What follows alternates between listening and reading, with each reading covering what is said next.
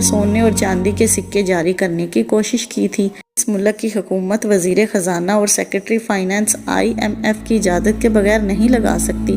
IMF قرضہ دیتے ہوئے سب سے پہلی شرط پرائیویٹ ٹرانزیکشن یعنی نجکاری کی رکھتا ہے اور اس کے بعد قرضہ دیا جاتا ہے۔ کبھی غور کیجیے گا کہ ایسا کیوں ہے؟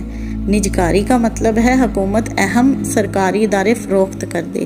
سعودیہ عرب اور ایران سمیت تمام تیل بیچنے والے ملک اس بات کے پابند ہے کہ تیل صرف ڈالرز کے بدلے بیچا جائے گا، نہ کہ بیچنے یا خریدنے والے ملک کی کرنسی میں۔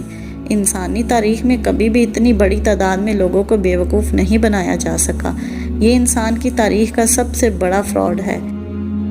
اس ویڈیو کا مقصد نوجوان نسل کو آگاہی دینا ہے تاکہ وہ دن اور رات کے فرق کو محسوس کر سکیں۔